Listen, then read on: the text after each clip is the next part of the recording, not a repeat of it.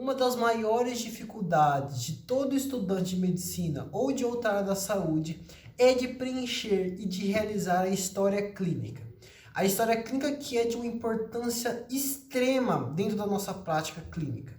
Se você não sabe como fazer uma história clínica, fica comigo até o final desse vídeo que eu garanto que você vai sair aqui dominando os principais conceitos sobre história clínica. Eu sou Gustavo Henrique, sou estudante de medicina do 9º semestre e você está assistindo mais um vídeo do canal Fisiopédia.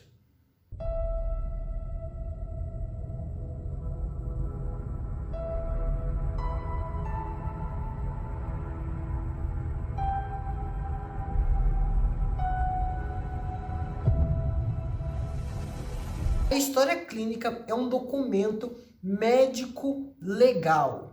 Como assim? Ele tem dois grandes conceitos. Médico, desde o ponto de vista que é ali naquele documento em que nós vamos descrever todo o percurso, desde quando o paciente entra no consultório até nós estabelecermos um diagnóstico, um plano terapêutico. E, desde o ponto de vista legal, ele é um documento jurídico, porque é a única forma de documentarmos como que foi realizada a nossa consulta, ou também como que foi relatado para a gente. E todo professor, quando vai dar a aula de história clínica, ele diz duas coisas. A história clínica, desde o ponto de vista jurídico, ou ele vai te salvar de alguma acusação, ou ele vai acabar te condenando. Então é um documento de suma importância. Mas o que realmente importa é que, quando a gente chega nas clínicas e no período de internato, uma das maiores dificuldades é de realizar uma boa história clínica. É claro que cada hospital, cada clínica tem a sua história clínica, né, o seu modelo já pronto. Mas que muitas coisas se repetem de instituição para instituição. E eu vou mostrar aqui para vocês como fazer uma história clínica. Eu vou criar aqui uma historinha aqui rapidinho para vocês, os principais pontos que vocês têm que saber. Eu trouxe aqui para vocês um modelo de história clínica feita pela minha clínica, né, a clínica da instituição onde eu estudo. Esse aqui é um modelo de história clínica que eu estou apresentando para vocês. Vocês têm que saber que a história clínica ela possui, né, alguns componentes. Como vocês podem ver aqui, ó, ele tem o componente de dados pessoais, né, do paciente. Então vamos colocar aqui, ó, por exemplo, ó, data dia 5, né, dia 5/9/2022. Então a gente começa com a data do nosso paciente. Nome e apelido, eu vou colocar o meu aqui, ó, vou colocar Gustavo Henrique Garcia de Siqueira. Por que o nome completo?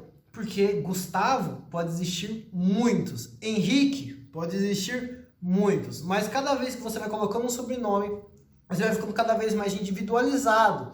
E isso em uma UPA lotado de pacientes. Pode ter o caso de ter mais de um Gustavo, por exemplo. E se você chamar só Gustavo, levanta 2, levanta 3. Se você for fazer uma cirurgia somente com o nome Gustavo, você pode acabar errando a cirurgia. Então sempre colocar tudo. O que vocês têm que saber é que na história clínica, mais riqueza em detalhes, melhor. Vou colocar a idade, vou colocar 22 anos. E a profissão, estudante. Eu vou colocar estudante, tá? Mas, para que a profissão é importante? Sim, porque, por exemplo, se eu atendo um paciente que ele trabalha numa carvoaria, ele trabalha em um lugar, num garimpo, vai ter epidemiologicamente doenças mais prevalentes. Então, por exemplo, uma pessoa que trabalha numa carvoaria e ele está se queixando de sintomas respiratórios, qual que é a sua profissão? Trabalha numa carvoaria, então eu já vou ligando o diagnóstico desde o início, somente de colher os dados desses pacientes. Então, olha a importância da história clínica aí.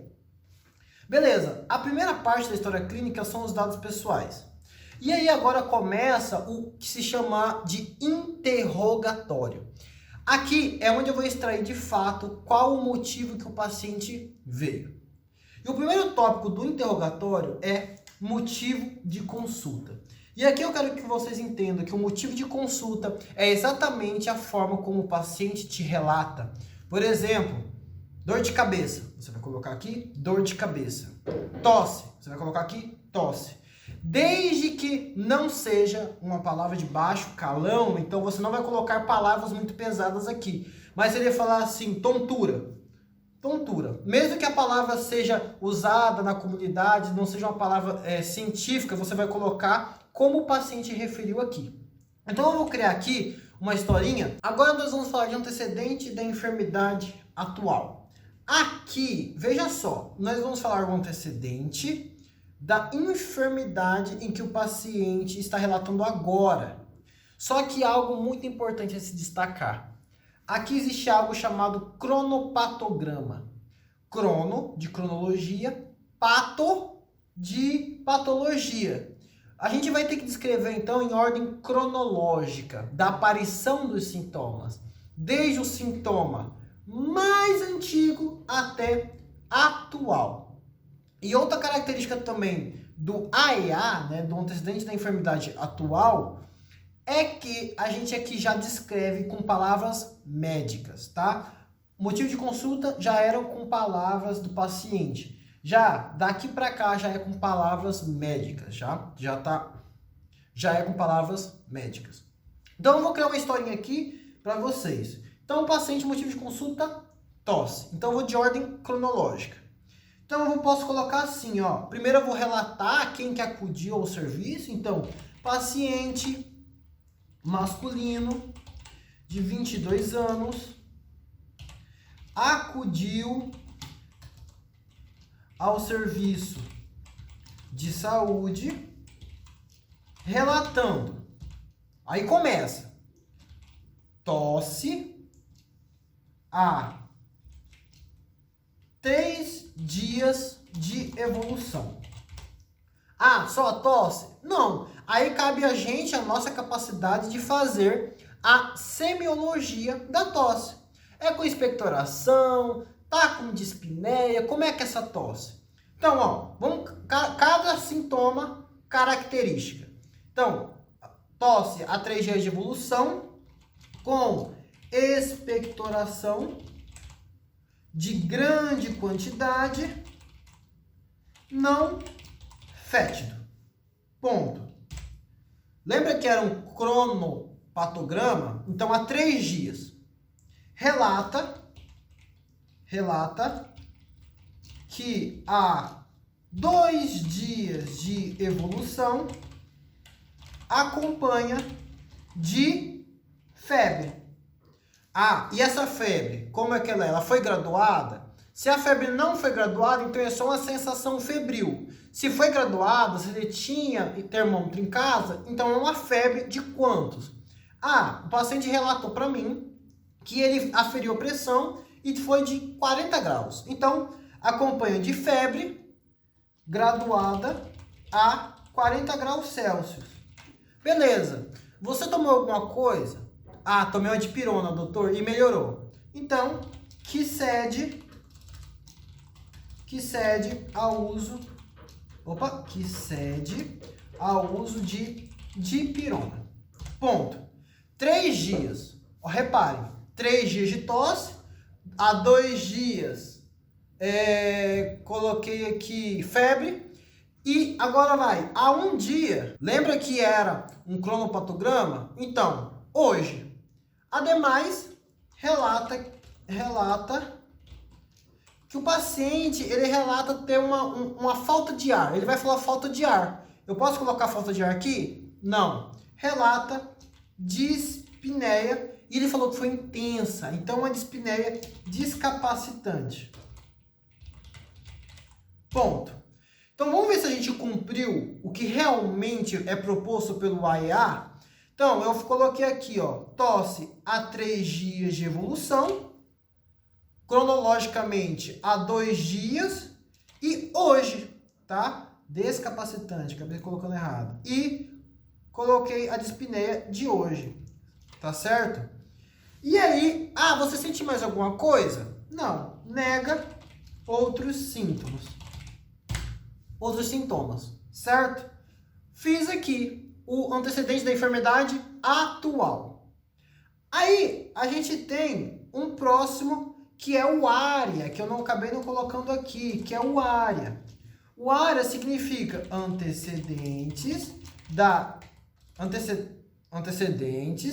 remotos da enfermidade atual. O que seria isso? Se algum dia o paciente já teve um quadro igualzinho a este no passado, ele vai falar para mim que não, doutor, é a primeira vez que eu tive isso. Então, nega quadros similares. Nega quadros similares. Ok? Próximo. APP, que é o antecedente patológico pessoal. Aqui já é bem autoexplicativo. Você tem alguma outra doença de base, como asma, hipertensão, diabetes ou outras patologias? Aí ele fala, doutor, e aqui a gente vai colocar a patologia e tratado com o que você trata ou não trata? Doutor, eu sei que eu sou hipertenso, mas não trato, então não tratado.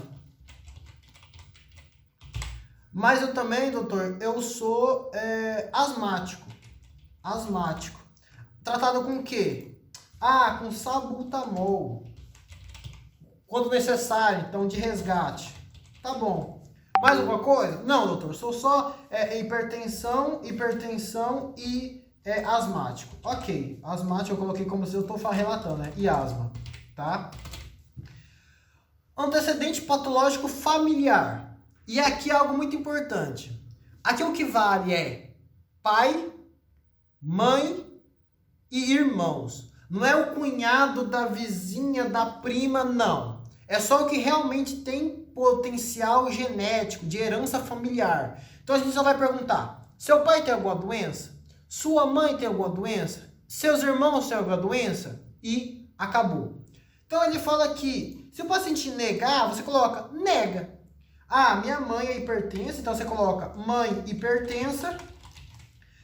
E pai, eu não conheci meu pai por infinitas razões. Então pai se desconhece. Tá?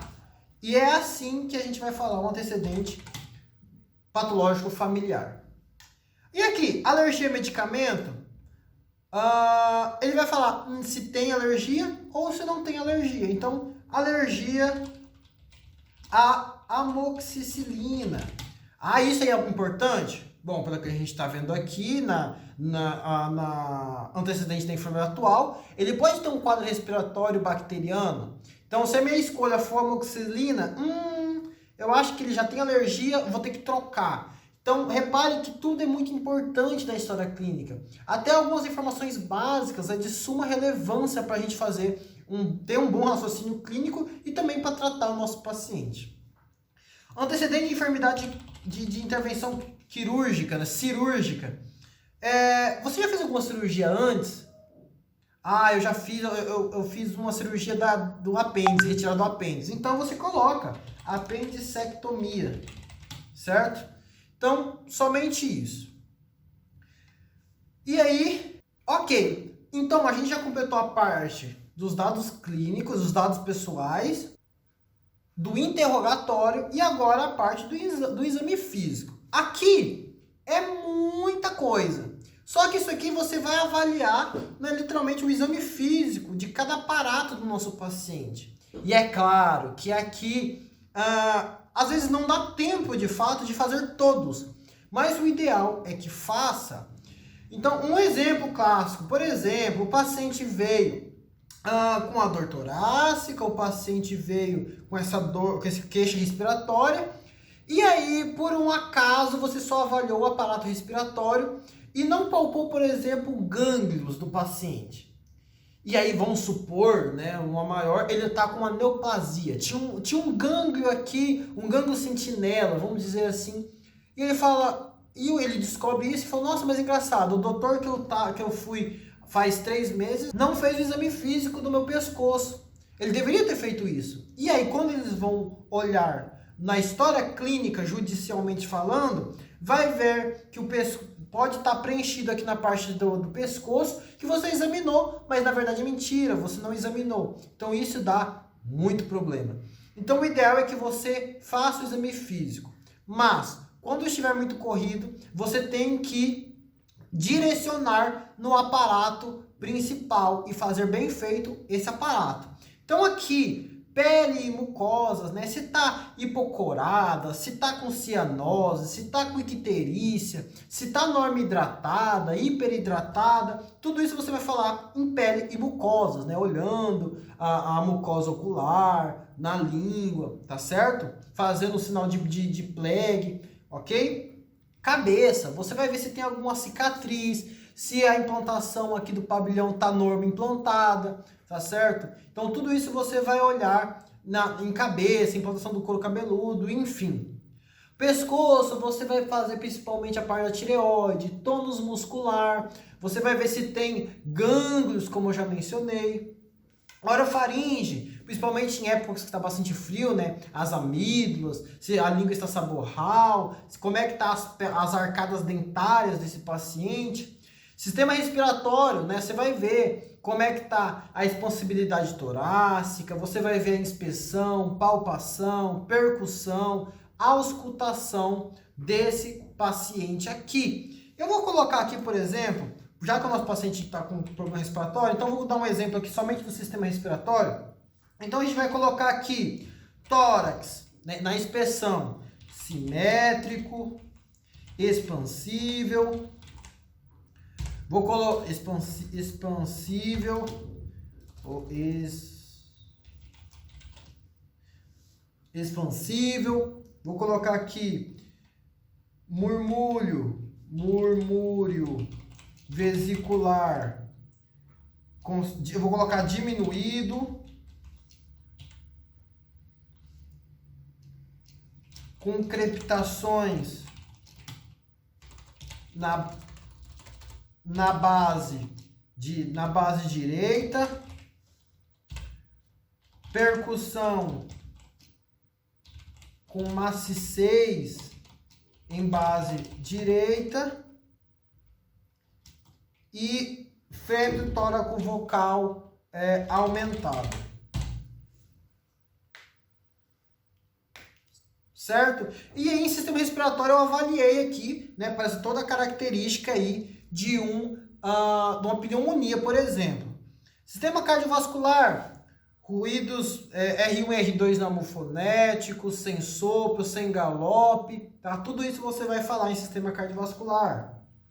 Abdômen plano, simétrico, globuloso, que seja as expensas de útero gravídico, né? Ausculta ruídos hidroaéreos positivos, diminuídos, conservados, sonoridade normal, com hipertimpanismo, com maciez, palpação doloroso, a palpação superficial, a palpação profunda, seja no quadrante que for.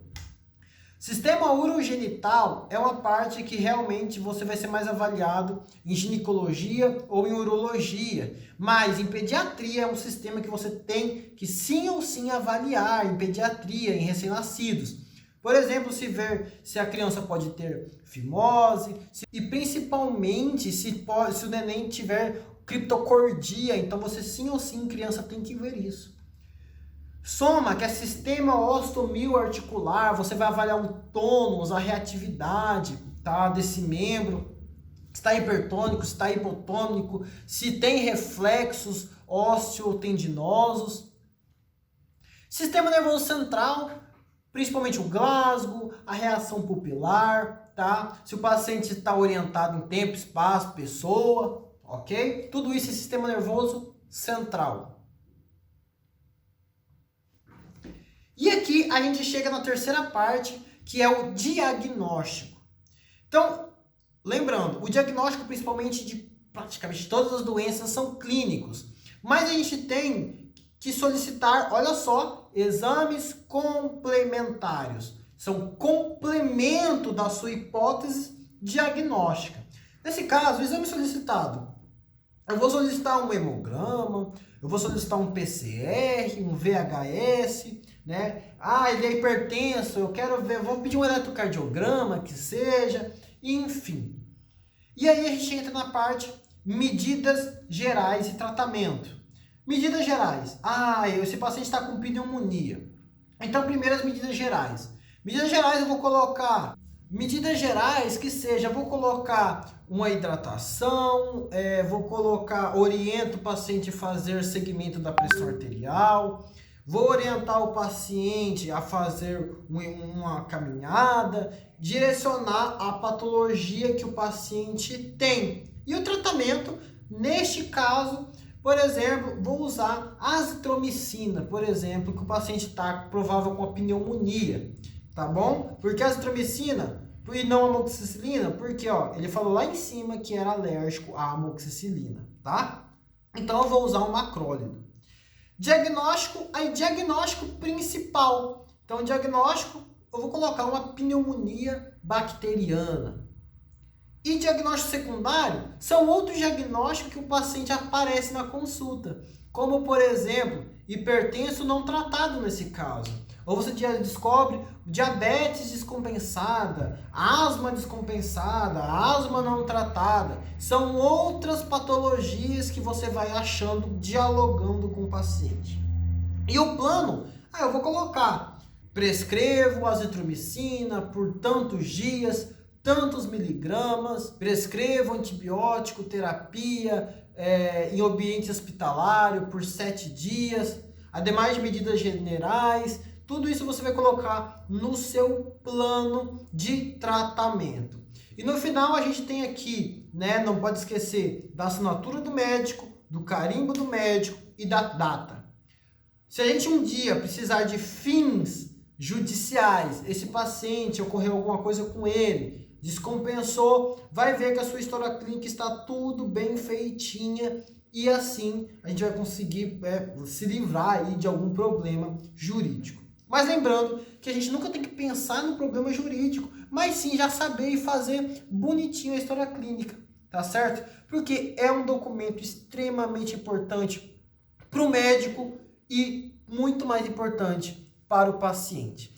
Então eu espero que você saiu desse vídeo aqui sabendo alguma ideia, sabendo de conceitos básicos da história clínica, do para que serve e quais cada item significa.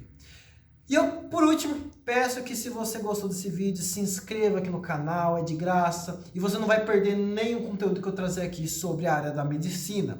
E se você achou que esse vídeo foi muito útil, compartilha com o seu melhor amigo que não consegue fazer história clínica de jeito nenhum, que eu tenho certeza que vai ajudar ele e também vai me ajudar demais. É isso, pessoal. Vou ficando por aqui. Me aguarde até o próximo vídeo. Até mais. Fui!